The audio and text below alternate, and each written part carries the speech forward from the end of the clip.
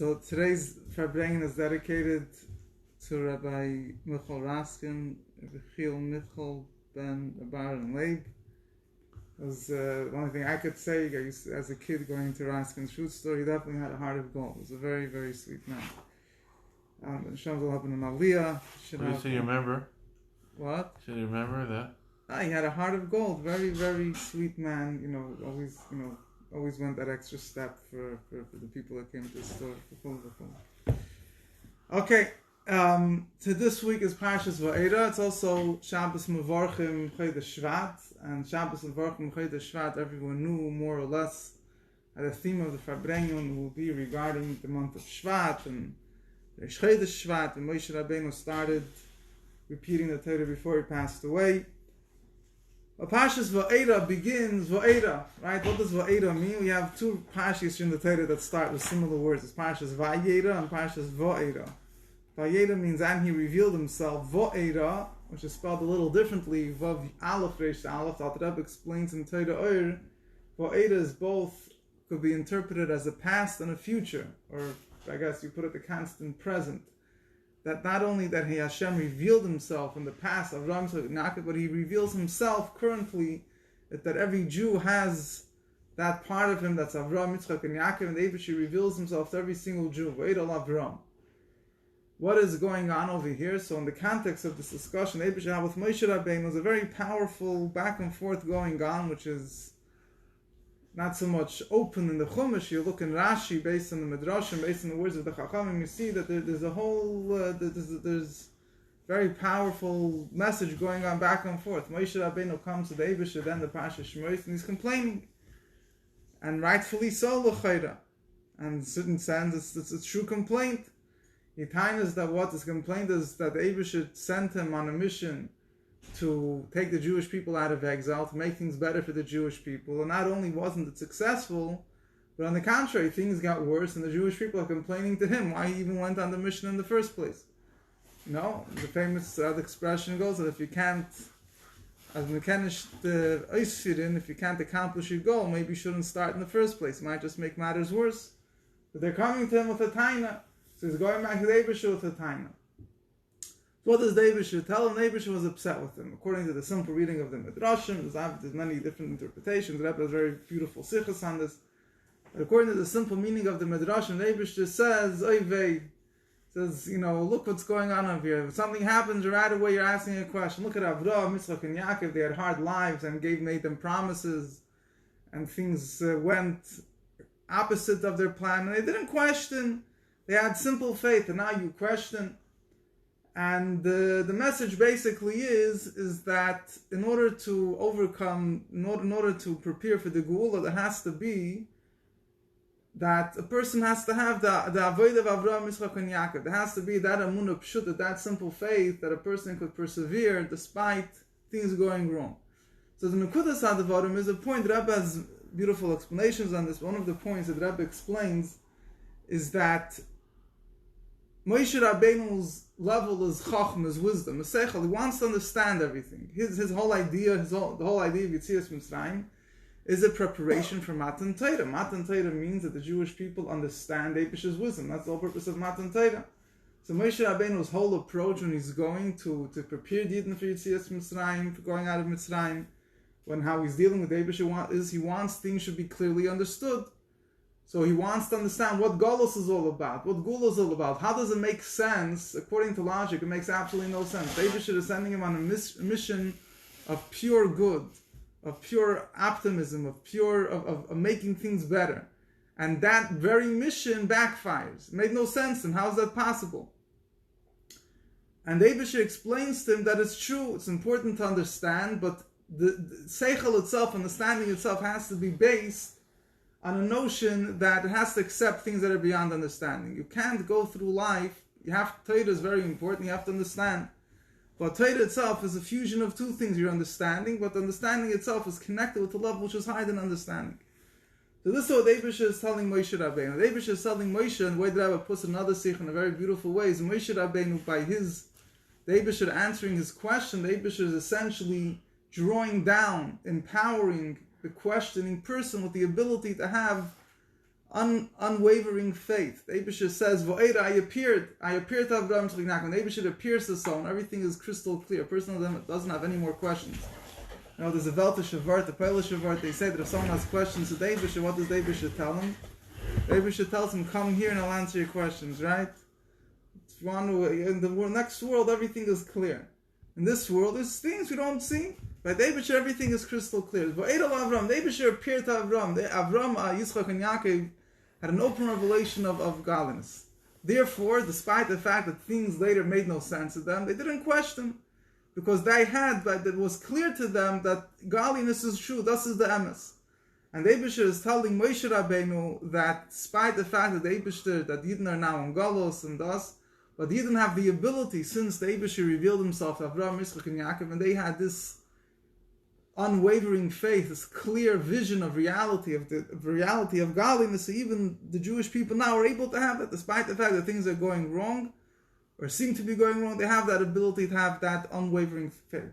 I would just, B'derech Havsher, interpret it a little my way, is that we had the Hayom Yom a little while ago, that Bisman Hazeh, in today's day and age, it's impossible to go through the tribulations of what's going on in the world. I think it's the Mashiach with seichel, with pure intellect. A person will say, I'll rely on my intellect.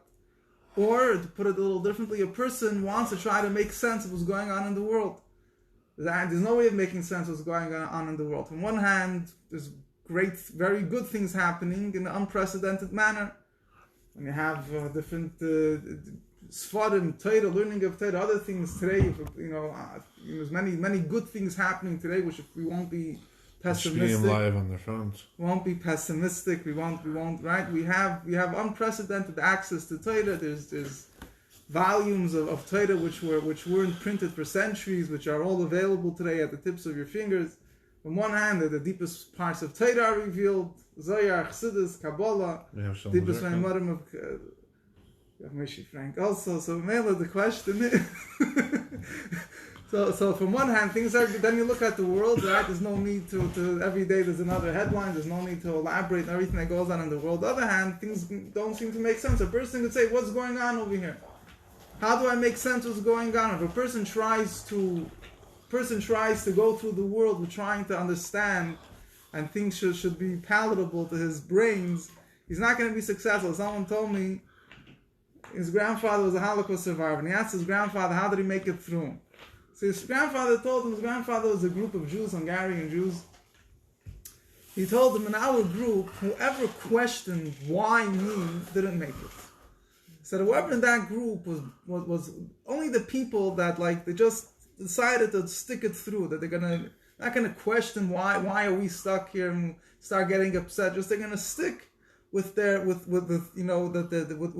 focusing on the future and surviving and getting it over with.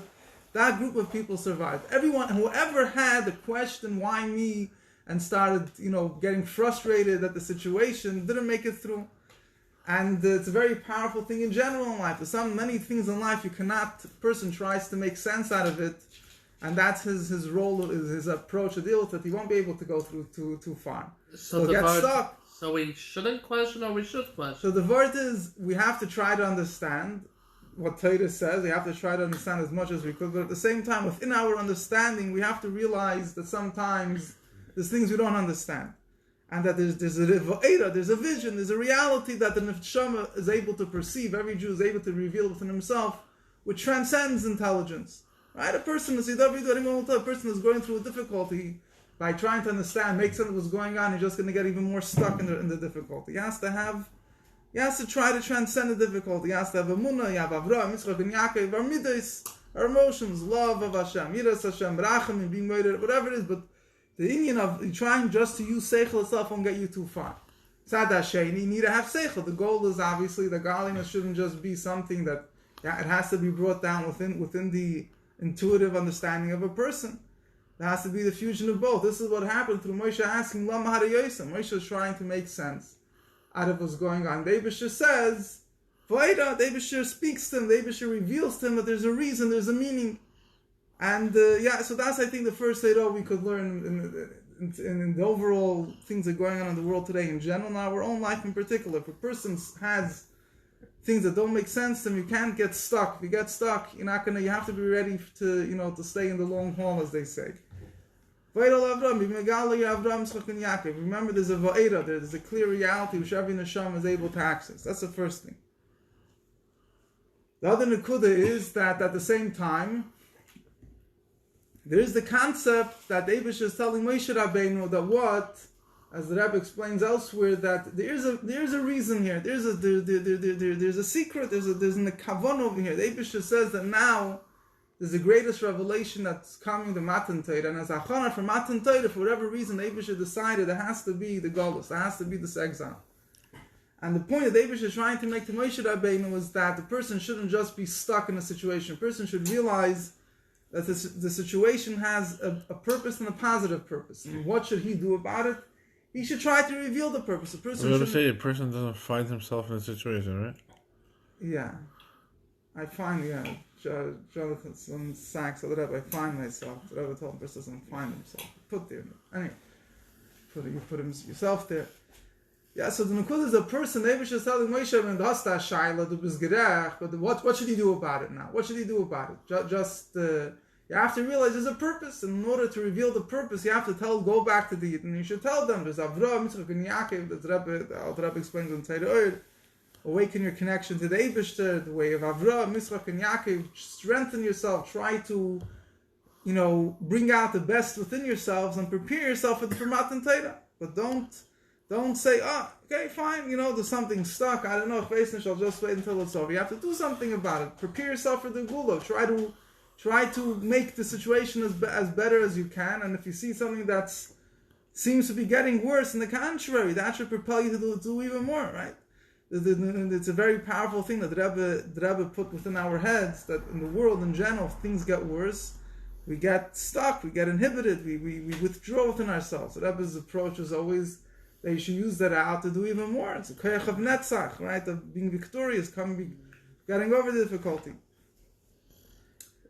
And so those are some of the nekudas that we see in the parsha of Vaera, Avraham, Yitzchak, and Yaakov.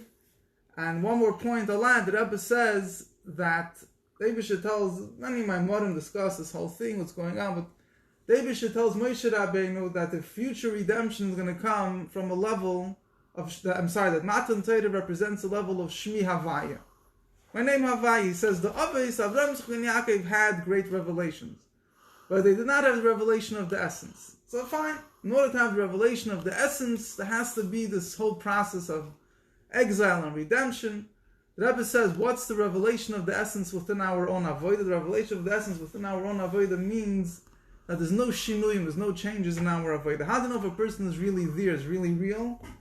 Is when even whatever is going on in his life, he remains connected. It's a very powerful thing. A lot of us, everyone is able to get inspired, I would say. It's normal, right? A normal human trait. The same, you could feel down, you could feel up, right? Everyone's able to get inspired. If a person feels inspired and does say the mitzvahs, good, matoi, beautiful. But the kunz is, or when you see that a person is authentic, that that this is the emes, that this is his real emes, is when there's no shinuyim, there's no change. Mita miti shali. Emes means there's no change. And the Rabbi explained that this is the preparation in our avodas Hashem now for the Gula person. And I guess I could connect it with what I said before. A person they shouldn't have any changes. It shouldn't be when things are going good, so he goes full force ahead. When things go backwards, so then he runs back into his home. It has to be that Shmi Havaya, a person has to reveal the part of him that's unchangeable. Doesn't change where you are, whenever you are. You're the same person, right? You see by great tzaddikim, great chassidim, that it didn't make a difference where they were. Wherever they were, they lived, whatever they lived with on a regular daily basis, didn't make a difference where they were. So that's L'chaim. We're also coming to, like I mentioned before, to the Shvat, the month of Shvat. What is Shvat? Shvat is It's a stick, no? Is a stick. Come Shevet Mi Yisrael, a staff. The Rebbe would always speak about the fact that Moshe Rabbeinu started. Why did Moshe Rabbeinu have to teach the Torah into 70 languages? Moshe Rabbeinu had to bring the Torah down to every aspect of the world. So So Rabbi is used to speak about a lot. Chodesh Shvat, the Farbrengen, everyone knew about it. Fidik Rabbi, the idea of spreading Yiddishkeit. that he couldn't speak, no? That was Toshin Beis, Rabbi spoke about that, yeah. But Rabbi would Farbrengen about the concept of Hel Moshe Vaera Torah, the idea that a person has to spread the Torah, teach Torah, try to influence another Jew, and influence yourself. Also, you know, that Mittel Rebbe says, whenever a Jew says in the morning, Shalom Yasani Goy, he's converting himself. You wake up in the morning, hey, same way the Ani, but you have a nefesh abam, and they say Shalom Yasani Goy, every Jew accepts upon himself the Eibish's oneness in the morning, is ke'ilu like a person that's converting himself to Judaism. So sometimes you have to do it by yourself as well. It's not just someone else. You know, to get it up, it's said that tshuva is very, very good. The problem is that only the non-religious people are doing it. Non-religious people are taking it away. So Yosef Hashem li beinacher, a person has to spread Torah within himself. Oh, so you could do shlichus on yourself, You can do basically. shlichus on yourself. Yeah, I mean, the best way to do shlichus on yourself is do shlichus with someone else. Why did Rabbi send shluchim all over the world? There's also a small secret here. If you send shluchim all over the world, a lot of times it helps the shlich himself. Simon Zavay, the Pasha helps him to stay from, you know. What my Zayda would always say, what a lot of people, people that went on shlichus, they did something with their life. Other people they stayed in their corners, garnish gevorim from them. But either way, chalefim, person goes on shlichus, it helps him. And if a person feels that he can't help himself, he should help someone else. They should help him help himself. L'chaim Dikar we should have the Vaera Lavron, the revelation of Shmi Hashem. The Rebbe says that the Eibishter made four or five promises of redemption to Moshe Rabbeinu. The fifth one is for the future redemption. It still is not complete. The Yitzias from Mitzrayim is still in the middle. So we should merit the final redemption. Well, isn't that the Kais Eliyah? The nish, yeah, fine. In the you don't drink the Kais Eliyah. Right, all four cases you drink. Kais Eliyah you can't drink yet. The says it's still not begiled. So we should have, everything should be begiled in an open way, in a good way, a positive way. Kol ha'klolis, yavchul levrachas, as we say in the Hataras as well. Yeah, all negative things should be transformed to good. We shouldn't turn along Hariyesa. Chaim v'chaim, Mashiach now. Yeah.